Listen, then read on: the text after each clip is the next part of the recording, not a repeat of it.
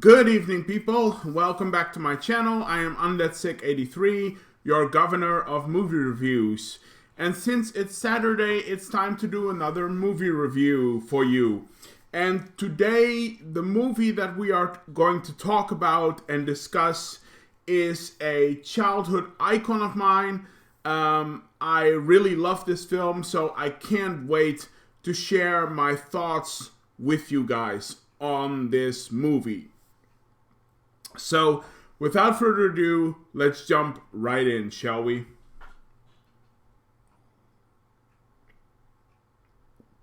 And by the way, cheers or sláinte, whoever is watching. And I hope you will enjoy this new movie review and discussion. Alright, so, yes, the movie that I watched for you to talk about right now is it's really dear to me. I saw this film, I think, when I was 10 on TV, and I was very impressed by it. I remember liking it a lot. Of course, I saw it later on many times again, and now I own it on Blu-ray. So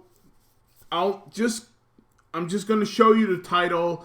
Today, I'm going to discuss and review John Landis's An American Werewolf in London. Yes, we are going to talk about An American Werewolf in London, which is a fantastic film. Alright, so, first of all, let's start with the basics a little bit. This movie was released in 1981. It's directed by John Landis, who directed Animal House and The Blues Brothers, Three Amigos, Coming to America. So a lot of really famous, well-known films. And it was actually this movie, after he directed this film, he was basically allowed to make the video clips of Black or White, but most importantly, he got to make Thriller for none other than Michael Jackson. So, the video clip of Thriller, that was because this movie had so much success. So, this movie made it possible for him to work with Michael Jackson of all people, which is quite an, that's quite an accomplishment, actually. So, yeah, very interesting. The movie stars David Naughton, who plays David, Griffin Dunne, who plays Jack, and Jenny Agutter, who plays Alex, the nurse, the sweet and kind nurse. So, before I start my discussion, let's just get into the basics a little bit. I think everybody pretty much knows the story for this film. I really think so. I don't think I have to dive into the story that much. I think everybody pretty much knows what this film is about. So I'm just going to give you the cliff notes, okay? So basically, American Werewolf in London is about this, there are two travelers, Jack and David.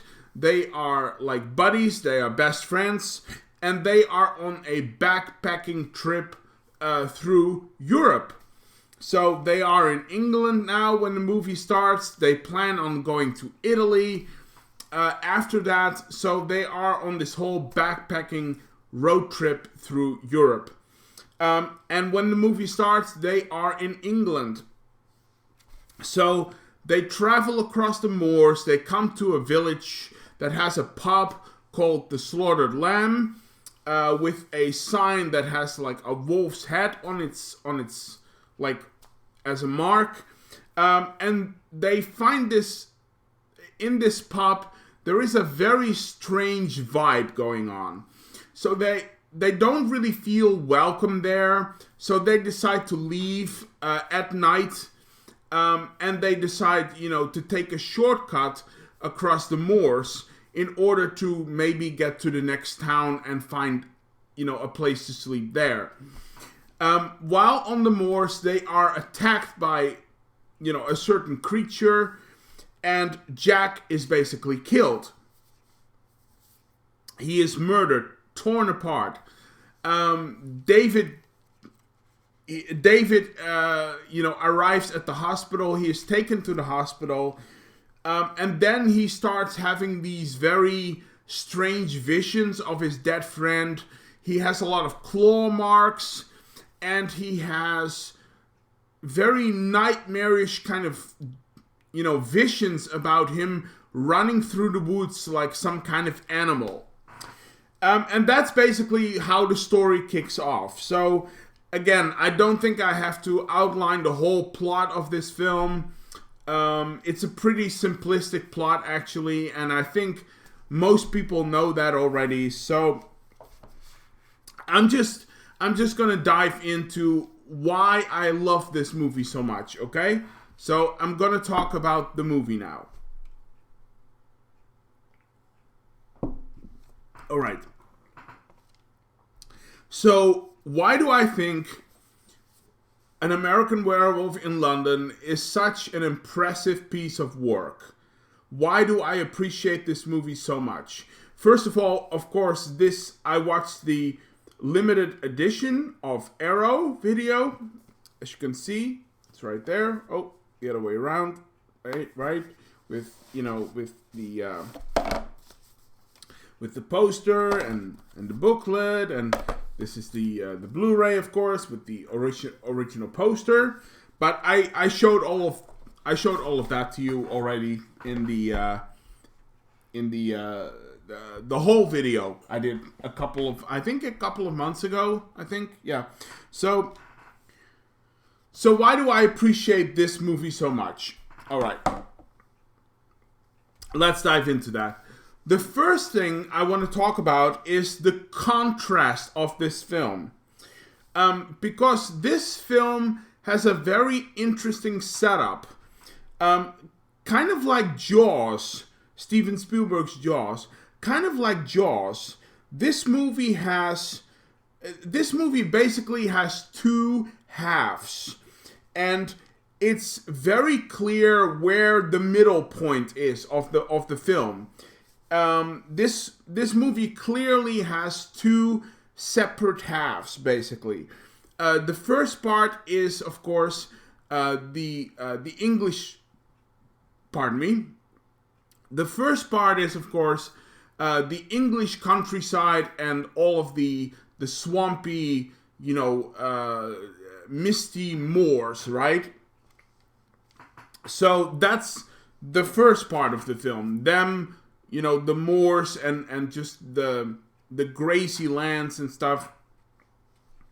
So, they shot this movie in the Black Mountains in and around Wales, it is. They shot this movie in and around Wales in the Black Mountains, what it's called. They shot in the village of Irwood as well, which is a very small village, I think, also near Wales. It was, I think. And the scenery of this first half, has a very haunting and foreboding context to it. It has a very haunting and foreboding context to it. It creates a sense of isolation, and it's almost like David and Jack are like. It's almost like you're stranded on the moon, basically. It has this huge illusion of isolation and just like being alone, in this vast, countryside with no villages or houses in sight whatsoever. The moors itself, they are misty, they are dark and murky, and you feel that it smells the stink of the swamps and stuff. It feels very cold as well, and damp. So, and again, this whole sense of isolation. It really feels like you are stranded on an abandoned island, or even on the moon, if you want to go that far. It really feels like that. And in that regard, it is very effective. It is very effective. So that's the first half. And then in the second half, all that goes away. In the second half, all that goes away when they go to downtown London. Because the second half takes place in a cityscape, which is quite usual for most werewolf films. But the second half takes place almost exclusively in London, downtown London. And actually, this movie was shot in London. They've been to the London Zoo, and of course, especially Piccadilly Circus is a great location, a very important set piece for this film. So they shot at Piccadilly Circus. Like I said, London Zoo, all of these, in and around the Tower Bridge, they shot stuff there. So this whole urban setting, in the second half, you have this whole urban setting. And the second half is more of a, here's how I feel about it. It's more of an upbeat urban party scene. That's what it feels like. It feels more like an upbeat, urban, almost high concept, party scene, with double-decker buses and neon lights and crowded streets and the subway trains and the subway tunnels.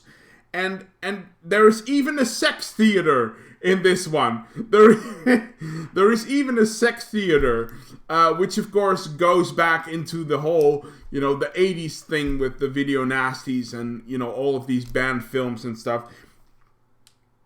But the second half in London feels more like it feels like a fast-paced, high-gear disco party almost. It feels like a disco party. It's like, oh, let's party and let's dance, because we are in the big city. Let's drink and be happy and whatever. And let's carry balloons and blow, get popcorn and set up fireworks, and it feels like that. It feels like one big party scene, like a disco setting. That's what it feels like. So in that regard, it feels a little bit more lighthearted. The first half has a more dark and somber setting. The second half is much more happy and laid back and just a little bit, a little bit lighter in its setting. And you know what? Both those contrast things, both those contrasts, I can't speak. Both those contrasts blended together, let me tell you, it works very, very well. So, let's move on.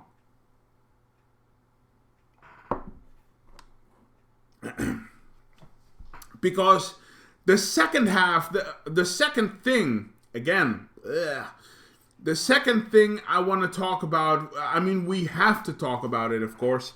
The second thing that I really love about this film, we have to talk about the special effects, right? For a movie like this, I wouldn't be much of a movie critic if we didn't discuss the special effects. And oh boy, the special effects in this film, they are top notch. It is absolutely sublime. It's fantastic. So, the special effects, of course, in this film are done by none other than Rick Baker. The legendary Rick Baker did the special effects for this film. You know, Rick Baker, he worked on Star Wars and The Fury from Brian De Palma, The Incredible Melting Man. He worked on that. So he worked on a lot of very interesting films that fall into the category of things that I love. And of course, he worked on An American Werewolf in London. Now, there is a very interesting story based around Rick Baker. There is a very interesting story based around Rick Baker, okay? Because when he did this movie, when he did this film, he was also offered, you know, let me rephrase that. When he was on the production team, about to make this film, he actually was offered a place on the production team of another werewolf movie. He was actually offered the role on the production team to do the special effects for The Howling, directed by Joe Dante, of course. So he was offered to do the special effects for Joe Dante's The Howling, which is an amazing werewolf film, actually. So, but he was offered a role in that. But sadly, he had already signed the contract to do this film. He was obligated to do this film. He made commitments, he made promises, he signed a contract. So he was basically tied up in this film. And he couldn't do The Howling. He couldn't do the other one. No matter how much he wanted to, he couldn't do the other one because he was obligated to do this one. So basically what happened is that at the time, Rob Bottin, who is of course another very famous special effects artist, of course, especially he did The Thing for John Carpenter. He did the special effects on Legend, directed by Ridley Scott. So he is also a very big household name. But at the time, Rob Bottin was actually the student of Rick Baker. He was Rick Baker was Rob Bottin's mentor. You know, Rob Bottin learned everything from Rick Baker. And so when Rick Baker was unable to do The Howling, he basically said to his protege, Rob Bottin, he said like, well, it's, you've worked with me for many years. I think you know how this works. I can kick you out of the nest and I can let you fly on your own. Why don't you do The Howling? Go on. It's time. It's time. You can do really good work. So I'm giving this movie to you. I'm giving The Howling. Again, I can't speak. Let me rewind that. So basically he said like, why don't you do The Howling? I'm kicking you out of the nest. You're free to fly on your own. You'll be all right. You are doing great work. So I'm giving this movie to you. You are going to do The Howling. And that's what Rob Bottin did. And he did some really amazing work on that film. So that's kind of like the story of The Howling and American Werewolf with Rob Bottin and Rick Baker. So there you go. But he did some very, very fantastic work on this film, Rick Baker. Because I am very big on werewolf films in general. I'm very big on werewolf films in general. And the transformation scene in this film, the moment that David transforms into the werewolf, the transformation scenes in this film are probably the best I have ever seen in a werewolf film. And I include the Howling in that. I include the Silver Bullet in that. And by the way, the Howling has some really good transformation scenes. Don't get me wrong. But as far as transformation scenes go, this is like the cherry on the cake. This is probably the best I've ever seen in a movie like this. So, you know, Rick Baker is to be applauded for that. He has done fantastic work. And, you know, and actually, you know, he did this movie and, you know, it led to him winning an Oscar for it. You know, he won an Academy Award for Best Special Effects on this film. So that just goes to say that, you know, it just goes to show how amazing that transformation stuff is. So, Rick Baker, I salute you. You have done amazing work. So, best transformation scene in a werewolf film ever. Ever.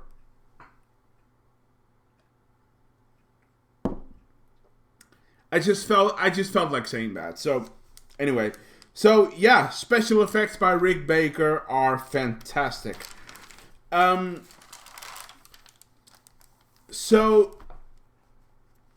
Alright, so now we are going to go to a little bit of a different ground here, okay? Because there's something else that I want to discuss here.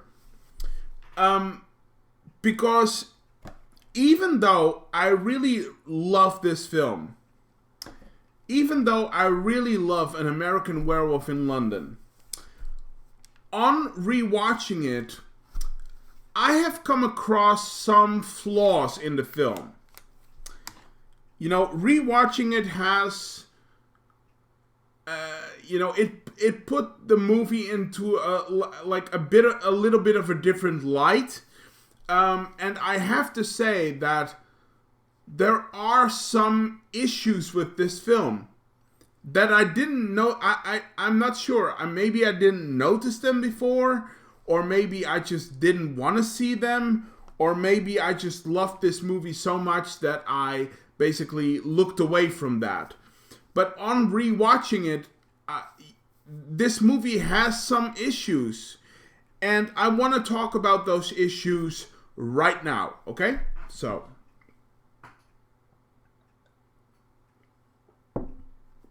alright, so even though I still love this film, it does have some issues, and I nailed it down to two things, okay? I nailed it down to two issues, okay? So, the first one is the ending of the film, because this movie ends very abruptly. This movie ends in the most sudden way possible. This movie has a very abrupt ending. Because basically it ends with, you know, David lying dead in the streets, you know, after he caused like a massacre on Piccadilly Circus, the cops basically corner him and basically they shoot him and he dies in the streets. So, and that's when it ends. And that's where it ends. then it cuts to the ending credits, like bum bum bum bum bum bum bum, which I'll get to later. But it has a very abrupt ending, this film, and on rewatching it, I don't like it that much, to be honest. I don't like it as much as I should, maybe. And again, maybe I was just too hyped on this film when I was younger. But yeah, on rewatching it, I don't like it as much as I should, probably. Because it's a very abrupt ending. And it doesn't really feel like a closing chapter. And I know what you guys are going to say. Well, the Fly has that as well, right? And yes, the Fly has that as well. But the Fly is very different. The Fly is very different. The Fly from David Cronenberg. The Fly is very different in its ending. Because even though it has a very abrupt ending, the movie still feels complete. It's a very brutal and sad ending, for sure, in The Fly.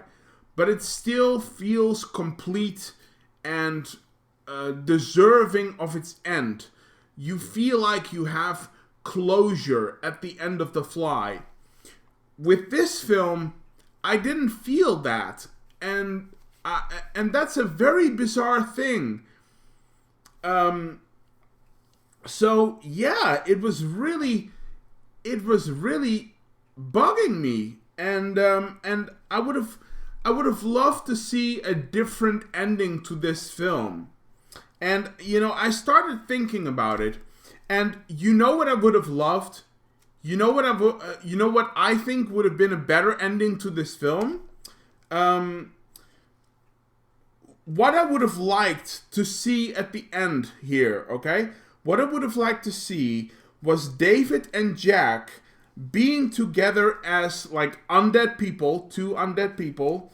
Jack in an almost skeletal form, and David as this sort of twisted, naked man. And then after seeing them together, the two friends are walking off on the moors.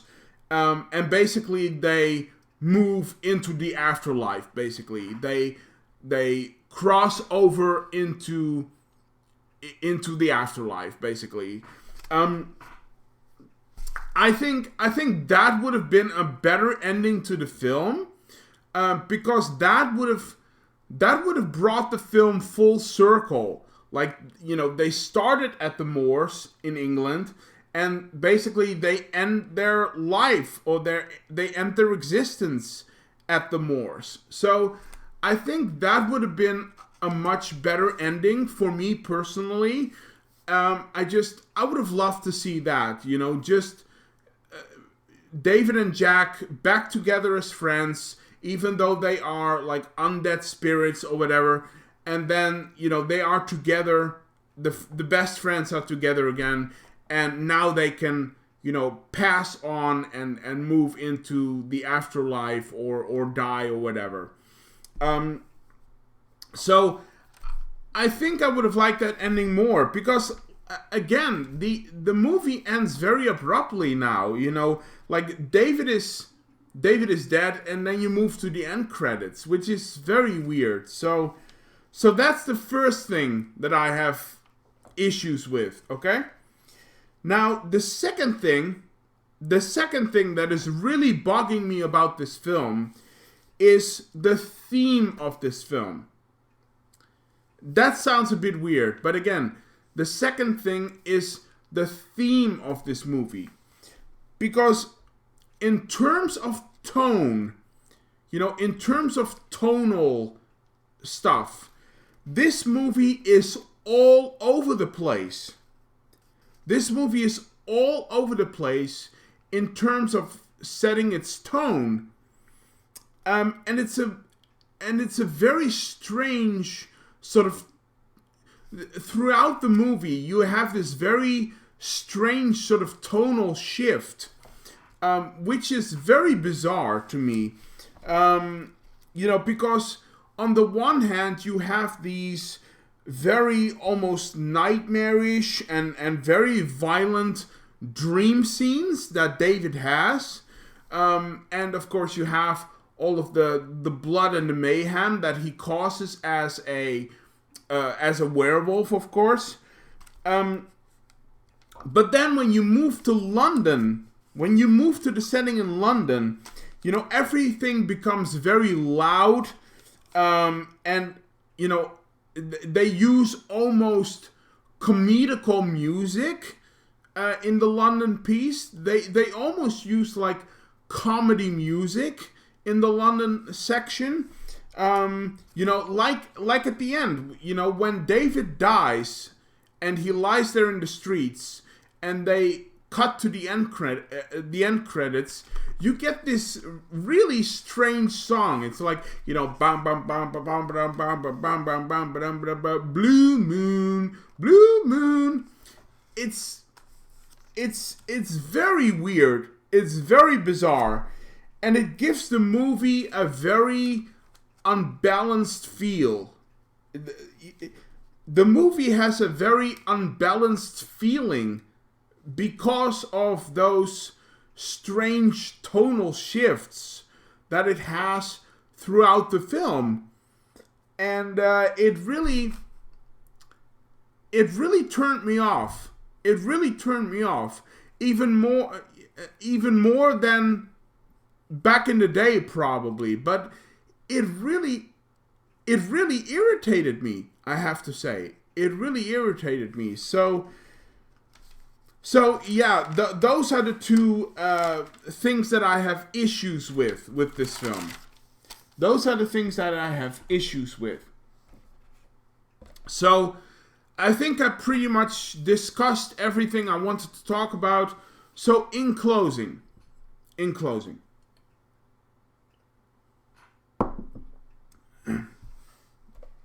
Alright, so in closing, how do I feel about John Landis's An American Werewolf in London? I still love this film. I still really, really love this film. It has a lot of really great stuff in it, especially the transformation scenes and stuff like I talked about. I still love this film. Again, it has a lot of great stuff in it. The characters are very interesting. The story is good enough for a horror film. It doesn't need to be very complicated. A simplistic story works very well. The atmosphere of the film, that's another one. That's another big positive, actually. The atmosphere of this film is great, especially in the first half. So the atmosphere is very great. That's another plus for this movie. So yeah, again, in general, I still love this film. I think it's very well made. It has a lot going for it, but it's like I said, on rewatching it, I have some issues with it. Even more than I already did, which is kind of odd, but I don't know what it is. So I have some issues with it. And I think for a lot of people, I have to say this as well. I think for a lot of people, if modern day horror movie fans would watch this movie today, I think they wouldn't like it. I think they would be turned off from this film. Because it's kind of, it's kind of breezy, and it's a bit goofy in certain places, and sometimes it doesn't take itself too seriously, unlike The Howling, which is a very serious and dark film. But this movie doesn't take itself too seriously in certain areas, so it's a bit goofy as well. And you would really you would really have to be into that if you want to appreciate this movie. So I think this movie might be a little dated for the modern day movie audience. But if you are, if you are part of this community, the YouTube community, and if you are, a fan of old classic horror films from the 80s and 70s, then this is your movie. Because, again, it is still a very well made piece of art which has a lot of great stuff in it, even though it has some issues. So there, that's how I feel about An American Werewolf in London. So how do I rate this film? Let me think. How do I rate this film?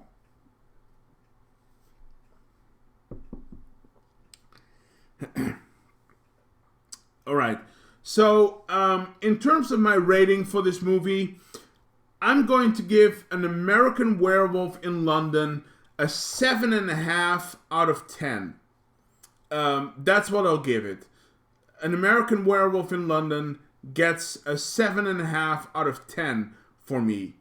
It's a really, really good film, but it does have some issues. So, but let me say this: the issues aren't big enough for me to basically cast this movie away. I can live with the issues. I can live with the issues. I can suspend my disbelief and just turn off my skepticism and just I can enjoy this movie for what it is. I can do that. So, but I still have to name the issues.